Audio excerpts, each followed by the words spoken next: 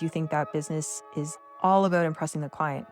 But no, it's about doing the work that was agreed to within the scope that it was agreed to the highest standard. Today on Being in Business, we are going to chat about why 80% of online entrepreneurs stay stuck at 5K months. Now, I want to preface this by saying I don't know if that's an actual stat, so don't quote me on that stat, but it certainly feels like it. I would say the vast majority of online entrepreneurs are stuck at 5K months, whether you are a done-for-you service provider, freelancer, coach, consultant, course creator, etc.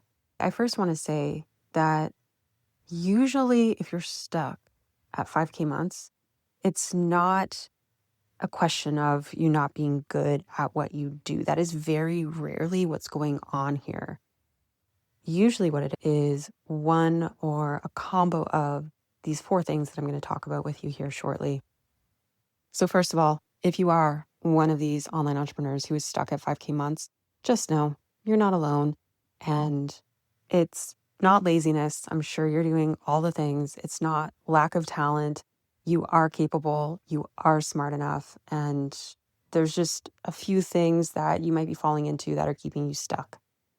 The first thing I'm going to talk about is pricing. Most online entrepreneurs start off too low. Now, there are times where I do think that underpricing is strategic when you're starting out because you need to get proof that you're good at what you do. So sometimes it does help to underprice ever so slightly so that you can have an easier time getting those initial clients in. So then you can get the case studies, get the testimonials, etc. All that stuff, all that social proof is going to help you sell better in the future. Okay. But the trap is that most online entrepreneurs start too low and then they have fears around raising their rates, even once they have proof that they're really dang good at what they do. And this goes for whether they are raising their rates for future clients or even their current clients. And all of your people-pleasing shit is going to come up, and it can be really tough for people to move through that. So if that's you, please know you're not alone. I have this conversation with so many of my clients and mastermind members. The fact, though, is that being underpriced in today's market is a race to the bottom. There will always be somebody else who can beat you on pricing, and trust me, they will. This is not a game in 2025 that you want to be playing. I think many eons ago it could have been, but we just have so many options now available. And if you're really trying to beat the competition by being the most affordable option, you're never going to win. Please don't play that game. Instead, be really dang good at what you do, which I trust that if you're listening to this episode, I trust that you already are.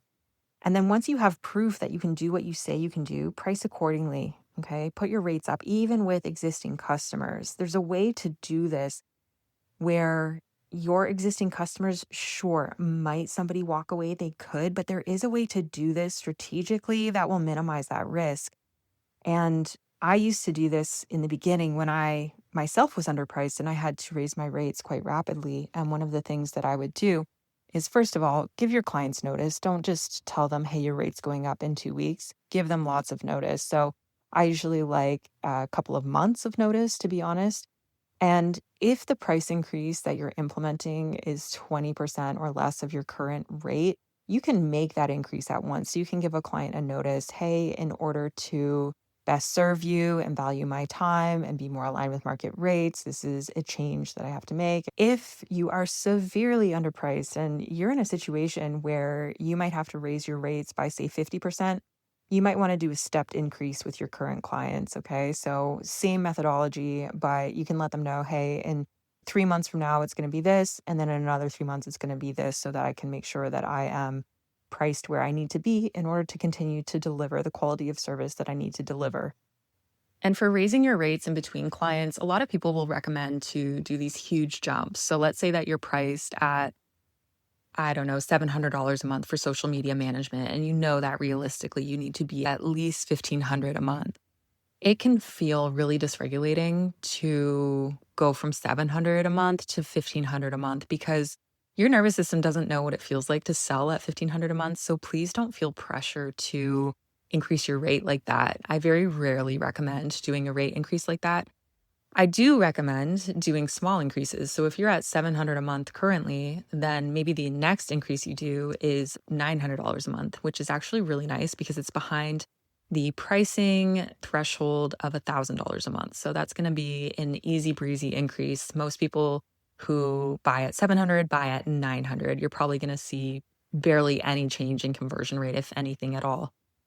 And then from 900, maybe you could do to 1200 and then 1200 to 1500 over time. There's no problem with doing things in steps like that. It helps to keep your nervous system feeling safe, which in the online business world, and honestly, just the world that we're operating in today, I think there's nothing wrong with doing that. I think it's the best way to do things because you don't want to put yourself on a path where you're riding on adrenaline and cortisol and then you end up in burnout. The next area that I see people getting stuck in is just not having boundaries, whether that's with themselves or others, and that includes their clients. So if you're in this boat, you'll know because you're constantly going over and above because you think that business is all about impressing the client. But no, it's about doing what was agreed to according to the scope of work that was agreed to by both parties in a contract. If you're not using contracts, please be doing that. It's about doing the work that was agreed to within the scope that it was agreed to the highest standard. Okay? So the work that was agreed to, but to the highest standard. Anything extra that you're doing that's unpaid is just keeping you from making more money. Okay? And if it's your client who's asking for extra, I'm going to tell you that 9 times out of 10, when your client asks for extra that is above the defined and agreed upon scope, if you tell them, hey, happy to do that for you. It is going to be an extra fee. Here's what that would look like. And if it's a reasonable fee, 9 times out of 10, they're going to go for it. It's so much more work for them to go and find someone else to do it for them. And if they can't find someone else to do it for them, trust me, they probably don't want to do it themselves. So please make sure you're defining the scope of your work, what's included, what's not included. This goes for communication too, frequency, methods, and then anything outside of that scope is separate to what has been agreed to. Next up, feeling uncomfortable around selling. I see this in a lot of people who are not just stuck at 5K months, but even stuck at 10K months, sometimes even a bit above that. I'm still seeing this. And most people who feel uncomfortable around selling do so for one of 3 reasons. These are the ones that I see most frequently. Either their message is unclear, they don't know how to speak about what they're selling, they don't know how to talk about it, they don't have the right words, and so they have to do a little bit of work around that. Or they don't actually feel that lit up or excited by what they're selling. Maybe it's just not something that they're feeling super gung ho about. Maybe it's something that they developed a while ago and it's lost its spark for them, and they're no longer feeling that excited about selling it or even fulfilling it, delivering it. If you're not excited about fulfilling a service or delivering a service, that ends up coming back to how you feel and how you're selling it as well, and it will be pretty apparent there as well. The third reason is that they might have had some experiences where someone else made them feel uncomfortable when they were being sold to. If you're listening to this, I'd love to ask you that question. Have you ever been in a situation where somebody was selling to you and they were doing so in a way that was making you feel uncomfortable or pressured? And if you've been in that situation, there's a good chance that you don't want to make anyone else feel that way. And that's totally understandable. And I absolutely love that, actually. I think that we should all be selling in ways that feel good. So, to get around this feeling uncomfortable in selling, you really want to make sure that you're pretty clear in how you're speaking about your offer, your service. Make sure you're creating offers you feel excited about delivering and selling. And if you don't, instead of ditching everything, maybe there's something that you can change about what you already offer, right? Maybe there's some piece of it you're feeling resentment around that you can just make a little edit and adjustment. And then release the pressure to sell. You don't have to sell like a sleazy salesperson like you've been sold to before. You can think of selling like inviting. Okay. So your job becomes simply to inform people about what you have to offer and help them make the best decision for them, not pressure them into it at any cost. So if you're feeling jazzed up about what you're offering, there's a need for it in the market, and you're not shying away from recommending it to the people who you know it would benefit, trust me when I say that you will make sales. The last point I want to talk about is your surroundings. This is a sticky one because it's a crossover between personal life and business life. So you might not be surrounded by anyone who is very expansive for your future. When I say expansive, I mean expanding the possibilities of your future.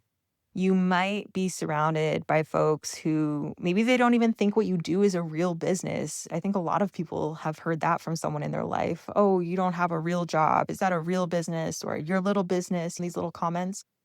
You're a product of the people that you surround yourself with, the people that you spend the most time with. And I'm not saying here that you need to go trade in your friends and family. I think this is where maybe some boundaries can come into play.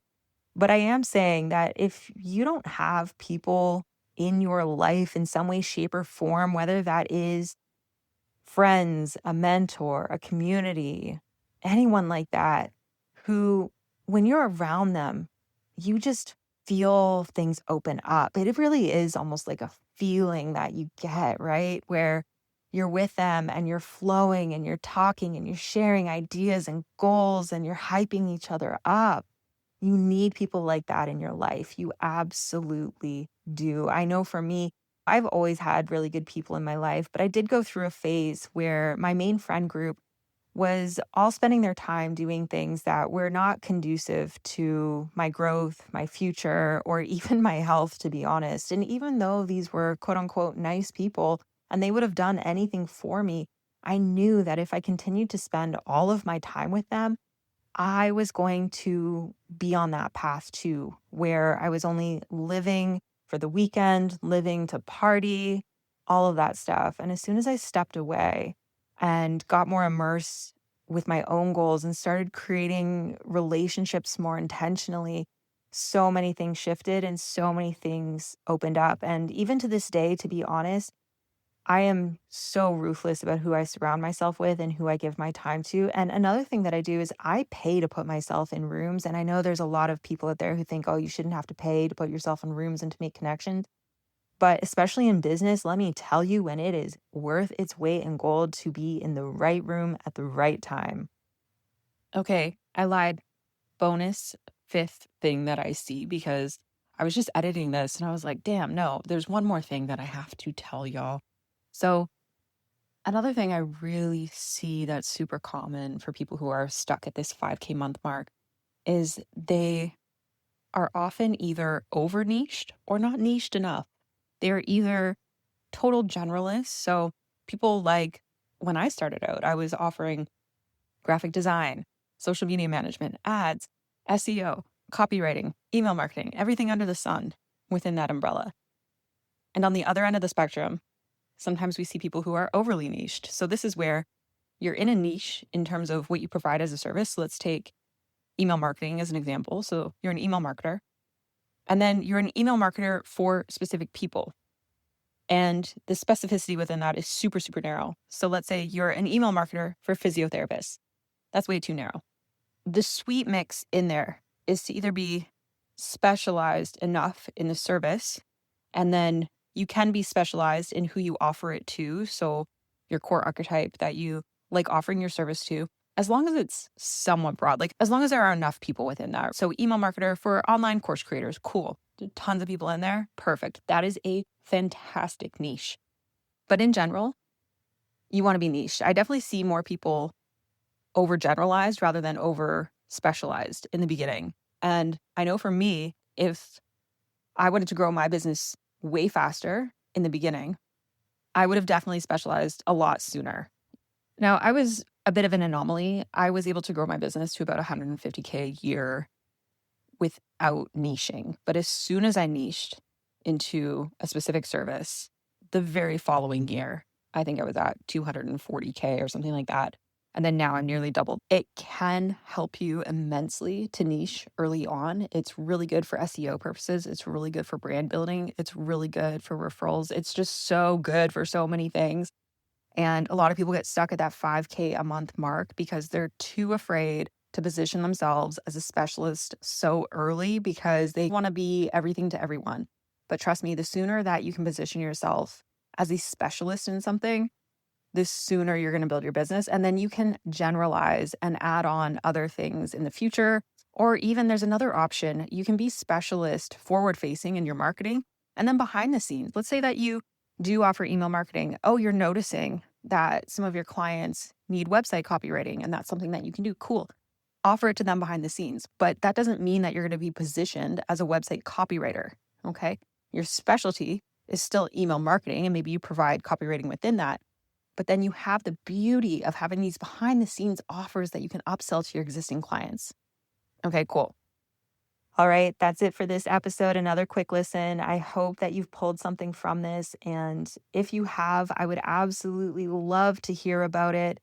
Please hit me up with a message. And if you haven't already done so, please hit subscribe or follow and rate this podcast. It would mean the world to me. And in future, maybe I'll do one where people are stuck at 10K months or 15K months as well, if you're listening to this and you are a little further along in business. All right, I'll chat soon.